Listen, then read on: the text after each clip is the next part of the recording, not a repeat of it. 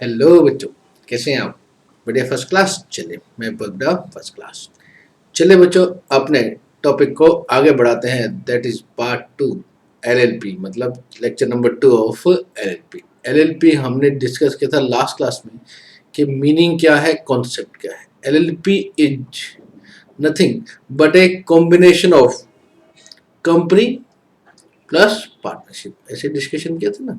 Yes, it's a hybrid system between company and partnership. ऐसे ही तो समझा था। यस, बेसिक फीचर इसके जो रहते हैं। फिर हमने डिस्कशन किया था difference between partnership and companies. Clear?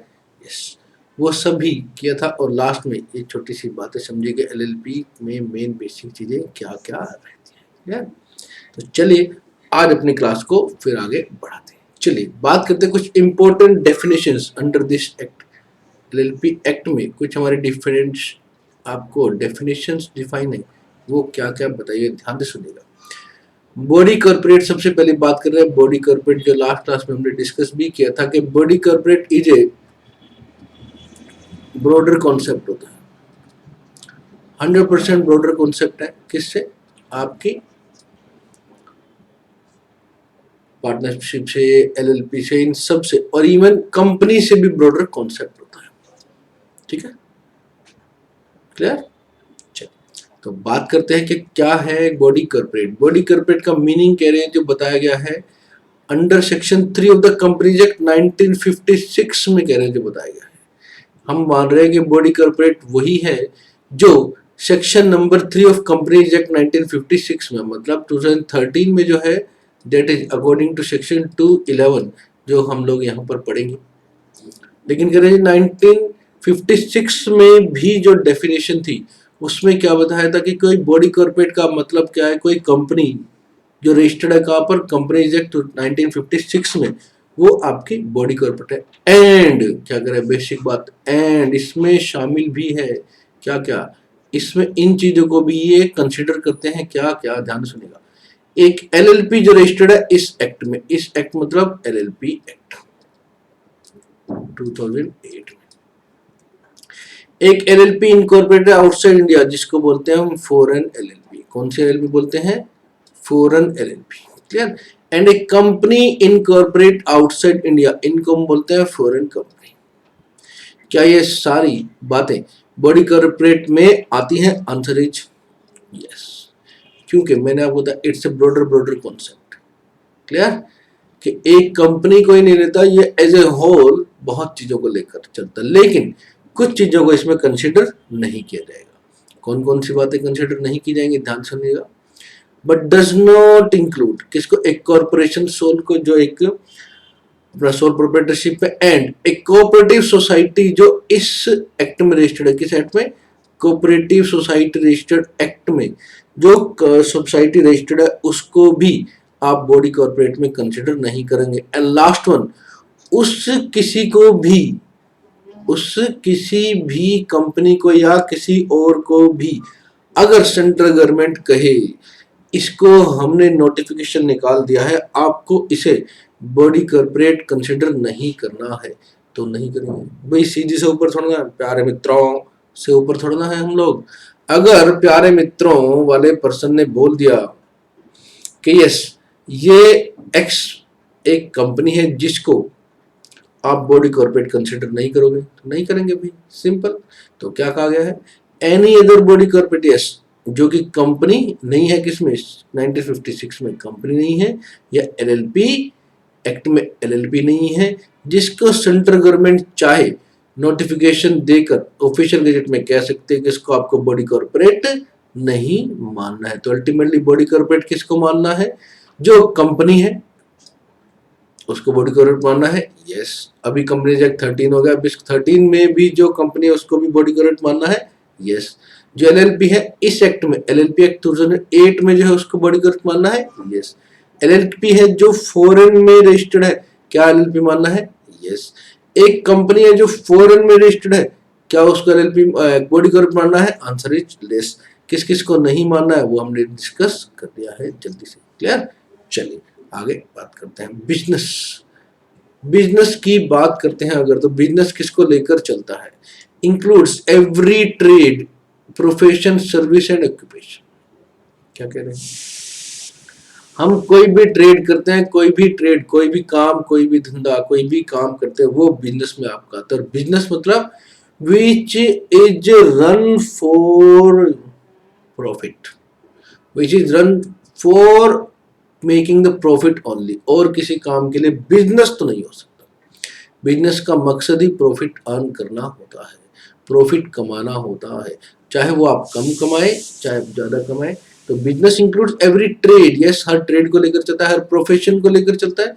CS, CMA, all that's professionals are, yes, doctors, ये सब बिजनेस करते हैं। यस, बिजनेस मतलब आप सर्विसेज देते हैं। यस, आप जितनी सर्विस देते हैं, आपके पास जितनी नॉलेज है, उसके लिए आप उनसे कुछ अर्न करते हैं। Yes, that's business. अगर आप सबको फ्री में ही सर्विस अर्न करेंगे, सर्विस देंगे, तो yes, how will you manage your livelihood, आप अपना जीवन कैसे जिएंगे, अपनी फैमिली को कैसे फीड करेंगे। तो yes, that's why it has been said that business professional भी जो सर्विसेज देते हैं उनको भी बिजनेस बोला जाता है। कोई भी ऑक्यूपेशन, कोई भी व्यापार जो भी करता है, वो सारा का सारा आपके बिजनेस में शामिल किया जाता है। कोई भी सर्विसेज आप लेते हैं, किसी भी टाइप, एडवोकेट की सर्विस, आर्किटेक्टर की सर्विस, किसी की भी सर्विस, प्लम्बर की सर्विस, इसको क्या है, बिजनेस ही तो कर रहा है। Simply he just providing the service, service को इंक्लूड करते हैं। लेकिन हम इस एक्ट में, इन सर्विस में, इस प्लम्बर की सर्विस को कंसिडर नहीं कर रहे हैं। Plumber service or something different. अगर प्लम्बर्स ने मिलकर एक एसोसिएशन बनाई हुई है, कम से कम 2 प्लम्बर्स और बहुत सारे प्लम्बर्स मिलकर एक एसोसिएशन बनाई हुई है, और वो इस एक्ट में रजिस्टर्ड की हुई है, LLP एक्ट में 2008 में उन्होंने रजिस्टर्ड किया हुआ है। We provide the services of plumbing. Yes, they will be treated as LLP partners. 100% they will be treated as LLP partners. Okay, depending upon nature of business and how they got incorporated in LLP or not. कैसे वो होना चाहते हैं, नहीं होना चाहते, या partnership में कर रहे हैं, जैसे भी कर रहे हैं। तो बेसिक फंडा क्या है, हर ट्रेड, हर बिजनेस, हर प्रॉफिट जो भी है, वो सारा आपका बिजनेस का पार्ट होता है according to this act. Designated partner, very much important. Designated partner who manage day-to-day affairs of any LLP, yes, they will be called as designated partner. Designated partner means any partner, कोई भी partner जिसको appoint किया गया है, उपाधि प्रस्तुत की गई है, एक रिस्पॉन्सिबिलिटी दी गई, you please manage are LLP, आप हमारी LLP को मैनेज कीजिए, उस पार्टनर को बोला जाता है डेजिग्नेटेड पार्टनर। क्लियर? चलिए नेक्स्ट चलते हैं। एंटिटी, एंटिटी क्या है, सारी एंटिटी हैं, कोई भी कंपनी, कोई भी LLP, कोई भी पार्टनरशिप, इवन वो सारी की सारी क्या है, एंटिटी में ही आते हैं। Because entity, entity means any body corporate and includes, body corporate तो है ही है, बॉडी कॉर्पोरेट जो हम अभी ऊपर रीड करके हैं, and includes for the purpose of section 18, 46, 7, 8, 49, 50, 52 and 53 एक फर्म भी एंटिटी मानी जाती है। जो इंडियन पार्टनरशिप एक्ट में एक फर्म भी है, उसको भी एंटिटी माना गया है। कभी कभी एग्जाम में आप लोगों से वो छोटी डेफिनेशन पूछ लेता है, बस 2 मार्क्स की। दैट्स वाई हम डेफिनेशन पर इतना फोकस कर रहे हैं। इन डेफिनेशंस को आपसे पूछ सकते हैं बस। Clear? What do you mean by entity, what do you mean by designated partner, बस आपको यही लिखना है।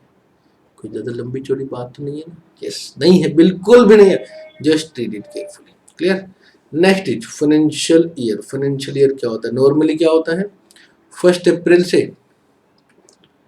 31 मार्च तक होता है। ठीक है, अगर मैं बोलता हूँ 1 अप्रैल 19 टू 31 मार्च 20 होता है, तो यही होता है। यस, यही होता है, कोई टेंशन नहीं। लेकिन एक चीज और लिखा हुआ है, ध्यान से सुनिएगा। However, in case of LLP incorporate after the 30th day of September of a year, the financial year may end हो सकता है, चाहे तो आप 31 मार्च तक कर सकते हैं, and on 31 March of the year next following that year. Important line है, ध्यान से दीजिएगा। नॉर्मल केस में आपका फाइनेंशियल ईयर 12 मंथ्स, लेकिन इस केस में कितना हो सकता है, ध्यान से देखिए। 30th डे ऑफ सितंबर के बाद, मतलब आपका स्टार्ट होगा 1 अक्टूबर से टू 31 मार्च। लेकिन वो 31 मार्च जो होगी वो कौन सी ईयर की होगी? Next following that year. Following that year का मतलब अभी समझाते हैं।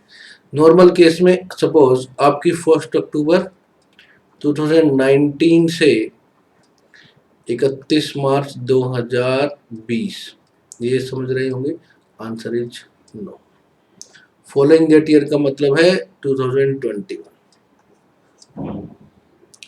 अक्टूबर 2019 से 2021 तक आपका फाइनेंशियल ईयर हो जाएगा एलएलपी का। क्लियर? अगर आप रजिस्टर्ड कब कराते हैं? 30 डे ऑफ सितंबर के बाद अगर जाते हैं। अगर 30 सितंबर को भी करा लेते हैं तो यस, आपका जो ईयर होगा वो कौन सा होगा? 1 अक्टूबर 19 टू 31 मार्च 20 ही होगा 100%। क्लियर?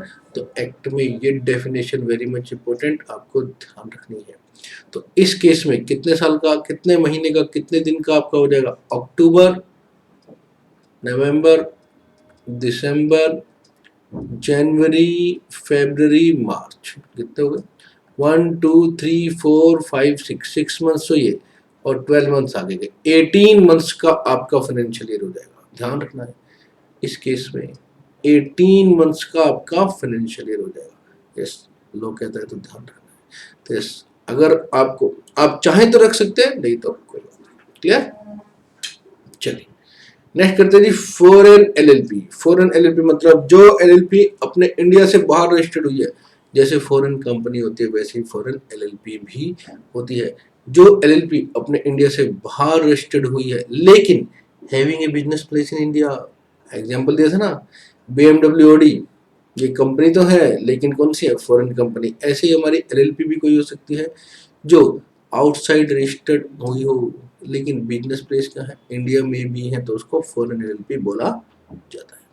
नेक्स्ट है लिमिटेड लायबिलिटी पार्टनरशिप। यस, वही पार्टनरशिप जो इस एक्ट में पार्टनरशिप बनाई गई है, रजिस्टर्ड की गई है, उसको आप बोलेंगे limited liability partnership. Means partnership formed and registered. Yes, जो बनाई गई है इस एक्ट में, फॉर्म की गई है with agreement. Yes, limited liability partnership agreement ये क्या है? अरे ये तो वही है जो आपस में पार्टनर्स के बीच में होता है भाई।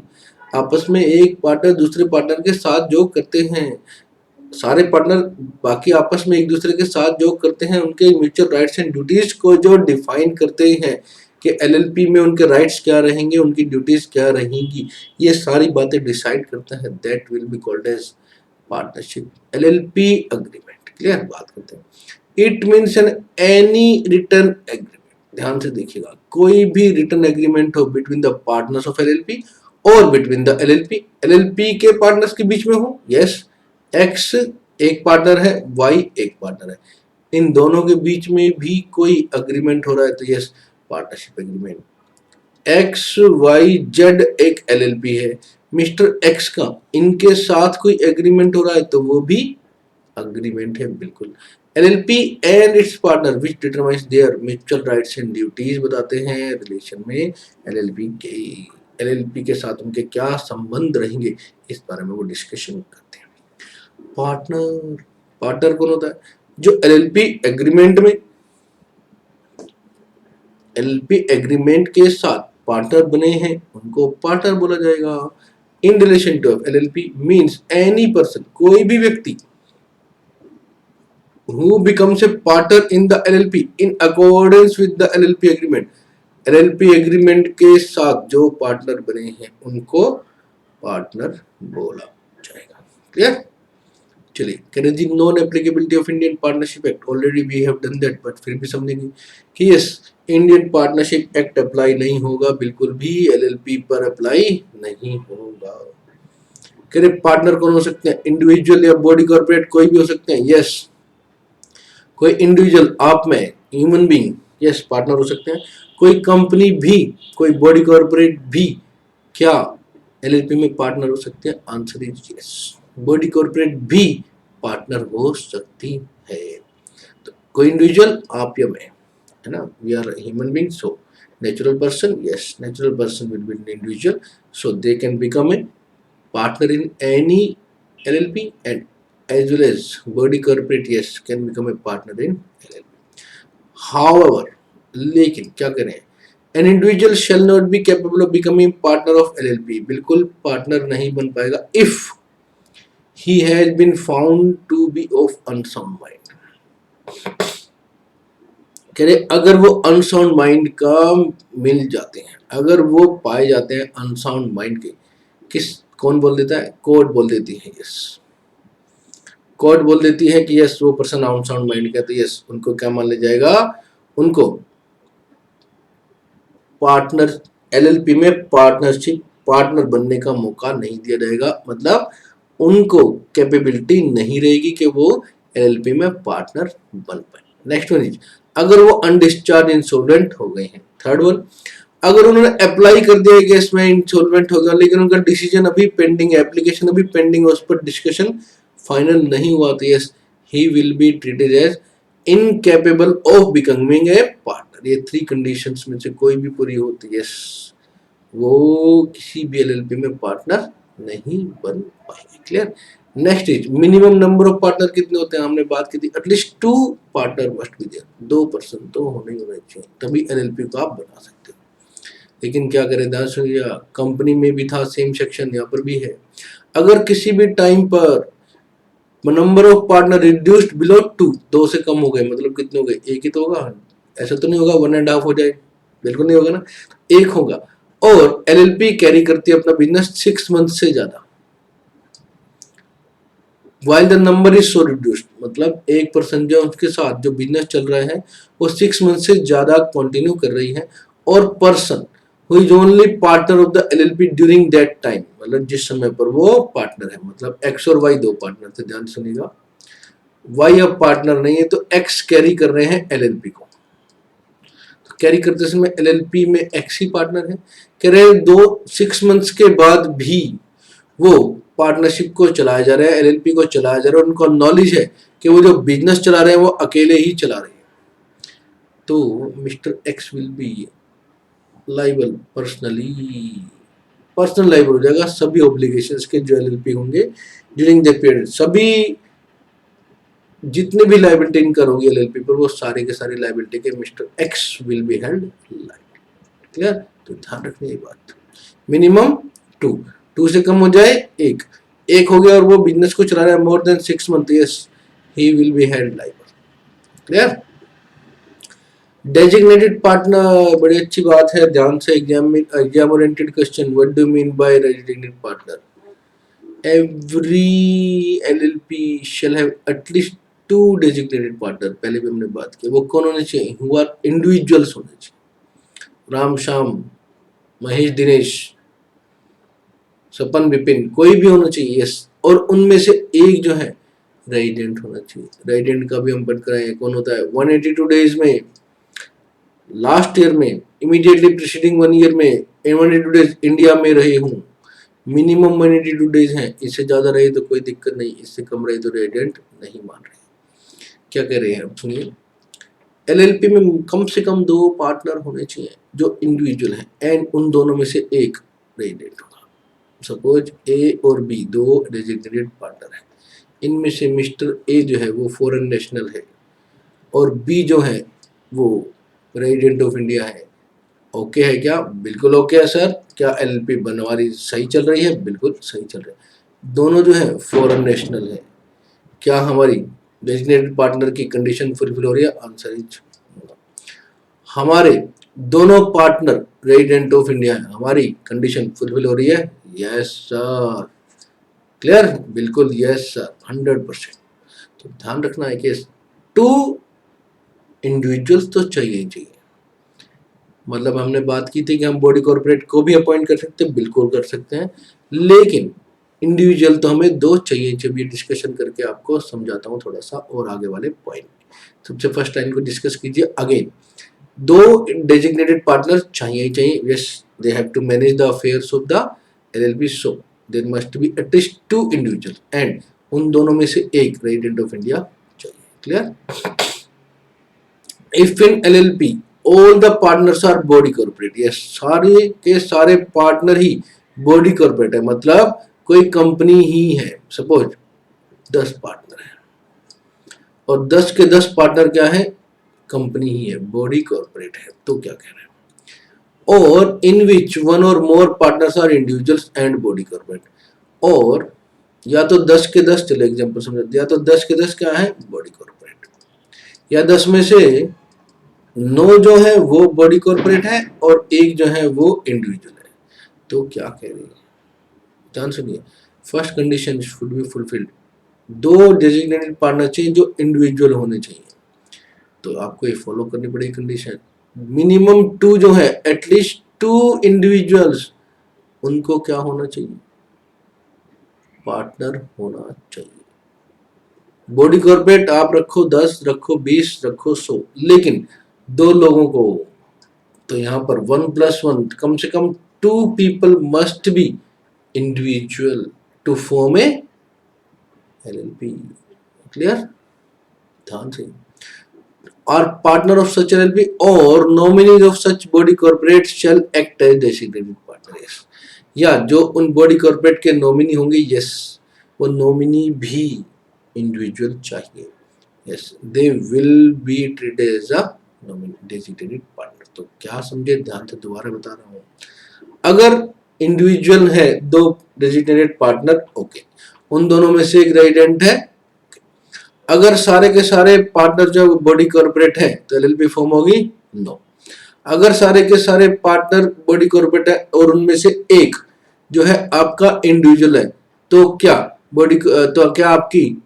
डेजिग्नेटेड पार्टनर की अपॉइंटमेंट होगी, answer is no, at least two, कम से कम 2 लोग इंडिविजुअल चाहिए ही चाहिए, 2 लोगों का इंडिविजुअली नेचर में होना, नेचुरल नेचर में होना मैंडेटरी है टू फॉर्म ए आपकी एलएलपी को फॉर्म करने के लिए आपका 2 individuals must be there, clear, आप रखिए 100, रखिए 200, नो प्रॉब्लम, आप 100 कंपनीज को अपना पार्टनर बनाइए, नो प्रॉब्लम, लेकिन कम से कम 2 लोगों को इंडिविजुअली डेजिग्नेटेड पार्टनर का ओहदा दीजिए, so they can manage. Body corporate को क्यों नहीं बोल रहे हैं, क्योंकि बॉडी कॉर्पोरेट कैसे मैनेज करेगी डे टू डे अफेयर्स, नहीं कर पाएगी ना, that's why individual person must be there to manage day to day affairs of that organisation, clear. चलिए नेक्स्ट चलते हैं, इतना क्लियर। चलिए अब बात करते हैं characteristics of salient features of LLP. Salient मतलब इंपॉर्टेंट फीचर्स, क्या कह रहे हैं, just like the companies they are, जैसे हम लोगों ने कंपनी में किया था वैसे ही इसमें भी कर रहे हैं, पढ़ लेते हैं एक बार। LLP is a body corporate, yes body corporate है, अभी हमने बताया।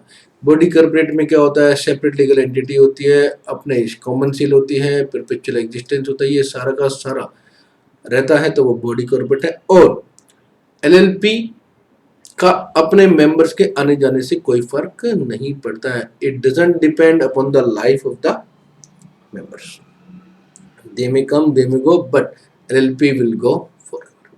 तो क्या कहा गया है, it's a body corporate formed under this act बोले तो 2008 एक्ट, और तो कोई एक्ट नहीं बनाया ना अभी तक एलएलपी का, yes 2008 act, and is legal entity separate from its partner, yes अपने पार्टनर से बिल्कुल अलग है, and shall have perpetual existence, yes continuous succession है, चलते रहता, clear.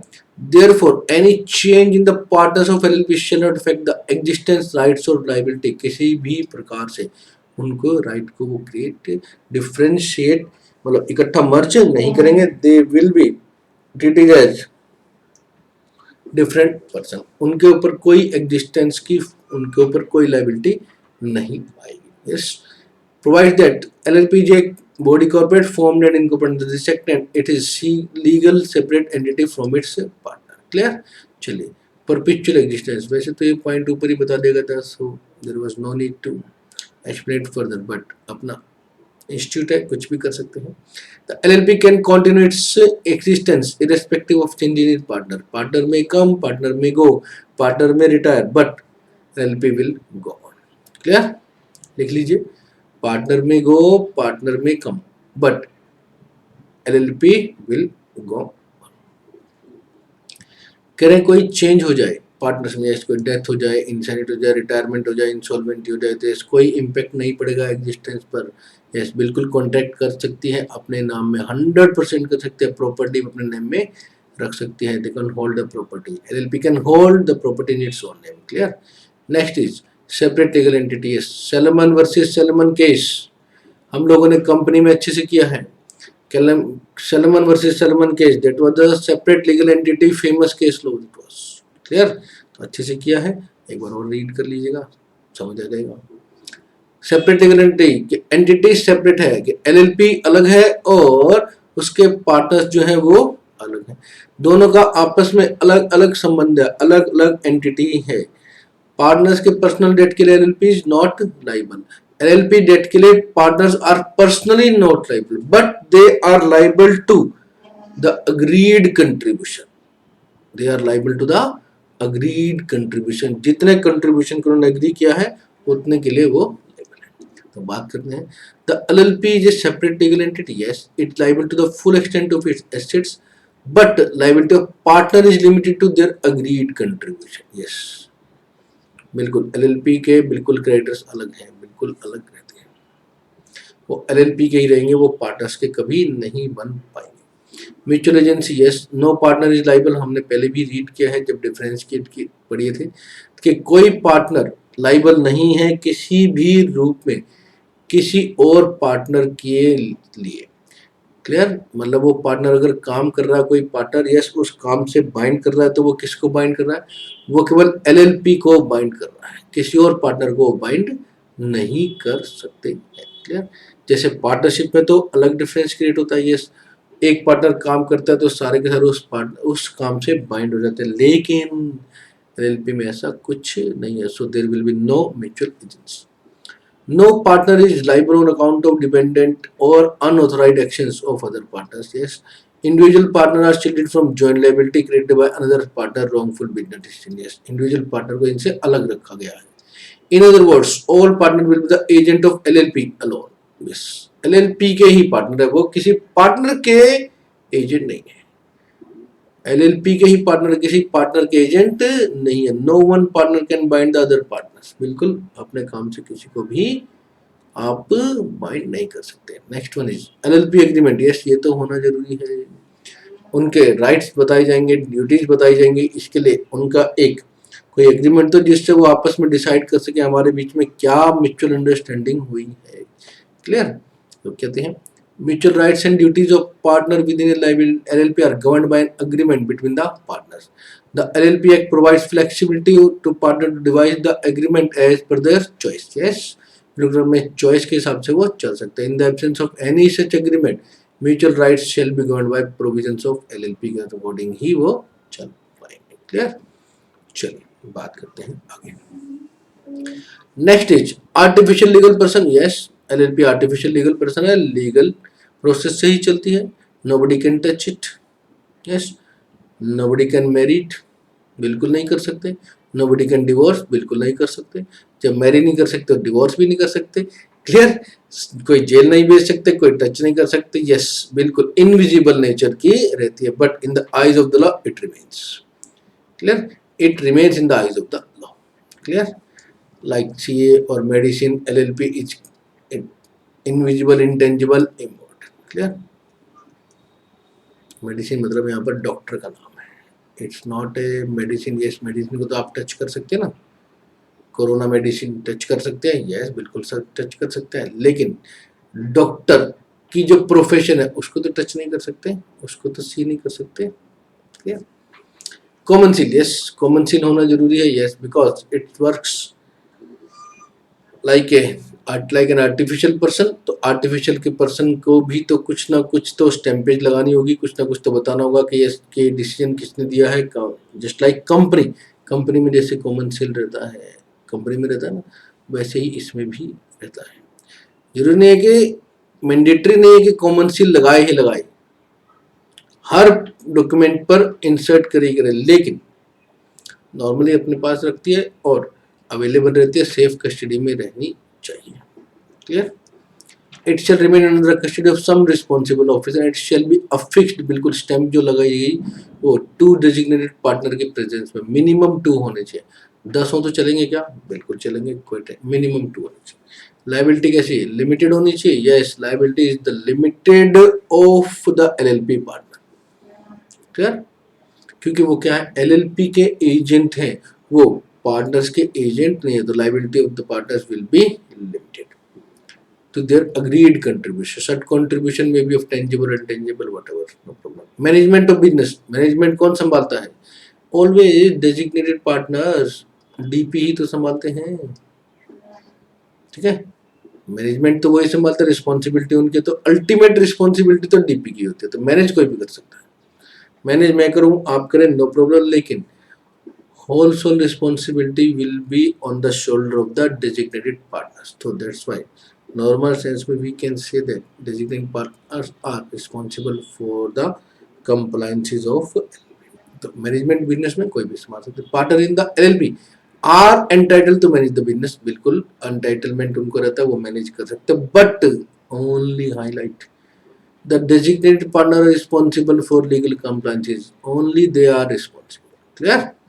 Next is minimum maximum, minimum 2, maximum no limit, जा सकते हैं जहां तक भी, कोई टेंशन नहीं। बिजनेस प्रॉफिट के लिए होना चाहिए, यस, प्रॉफिट के लिए ही होना चाहिए।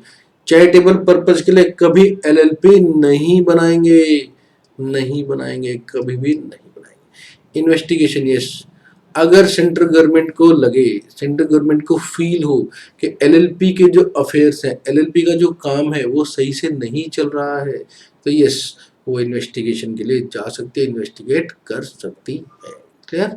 इसको अपॉइंटमेंट कर सकते हैं ऑथराइज्ड एक कॉम्पिटेंट अथॉरिटी की, और इन्वेस्टिगेशन पर जा सकते हैं, बिल्कुल। कॉम्प्रोमाइज और अरेंजमेंट हो सकता है क्या? बिल्कुल हो सकता है। कोई एक एलएलपी दूसरे एलएलपी में मर्ज हो सकती है क्या? यस। सपोज एक एलएलपी है XYZ एलएलपी, दूसरी एलएलपी है PQR एलएलपी, क्या ये दोनों आपस में मर्ज हो सकते हैं? बिल्कुल हो सकते हैं। XPQZ एलएलपी बन सकते हैं, बिल्कुल बन सकते हैं, कोई टेंशन नहीं। Conversion into LLP, yes, we have done that. Firm, private company, listed company convert हो सकते हैं, बिल्कुल हो सकते हैं। शेड्यूल 2, 3, 4 बिल्कुल सब ये पड़े हैं। ई फाइलिंग ऑफ डॉक्यूमेंट करना पड़ेगा, बिल्कुल करना पड़ेगा। जितने भी डॉक्यूमेंटेशन वो सारी ई फाइलिंग होगी, और आपकी साइट है mca.gov.in, उस पर जाकर आपको अपना जो भी रिकॉर्ड है, जो भी इलेक्ट्रॉनिक रिकॉर्ड है, डेटा है, वो सारे के सारे वहाँ पर आपको अपलोड करने पड़ते हैं। आपको एप्लीकेशन जो भी फाइल करनी पड़ेगी थ्रू दिस आप पोर्टल के करनी आपको होगी, clear? And last one is foreign LLP हो सकती है, बिल्कुल हो सकती है। कौन सी हो सकती है? सेम, जिसका प्लेस ऑफ बिजनेस इंडिया में हो, लेकिन जो रजिस्टर्ड हुई हो कहाँ पर? Outside India. Foreign LLP limited, foreign limited liability partnership, मतलब फॉरेन एलएलपी बोला ना इसको। As a limited liability partnership formed in registered outside India which established as a place of business within India. Place of business का उनका with in India में है, सो इसको क्या बोला जाएगा? उसको फॉरेन एलएलपी बोला जाएगा। चलते हैं एडवांटेजेस ऑफ एलएलपी। एलएलपी के क्या क्या एडवांटेज हो गए? अब तो बहुत सारे आप लोगों को क्लियर भी होंगे, चलिए बात करते हैं। ऑर्गेनाइज मैनर में होती है, यस। ऑपरेट्स होती है एग्रीमेंट के अकॉर्डिंगली ऑपरेट होती है, बिल्कुल ऑपरेट होती है। फ्लेक्सिबिलिटी है without imposing detailed legal and procedural requirement, ज्यादा नहीं होता है, कम होता है, लेस प्रोसीजरल रिक्वायरमेंट होता है। इजी टू फॉर्म है, यस, बिल्कुल आराम से बन जाती है, कोई टेंशन नहीं। All partners enjoy limited liability, yes, जितना कंट्रीब्यूशन के लिए कहते हैं उतना ही लायबिलिटी उनकी रहती है। फ्लेक्सिबल कैपिटल स्ट्रक्चर, कोई पार्टनर कितने पैसे लगा सकता है, कोई पार्टनर कितने पैसे लगा सकता है, no tension, they are free to invest and easy to dissolve, yes, 100% easy to dissolve, जब चाहे आराम से कर सकते हैं, कोई चिंता की बात नहीं है, क्लियर? चलिए अभी के लिए इतना ही, फिर मिलते हैं नेक्स्ट क्लास में। Thank you very much, take care, bye bye.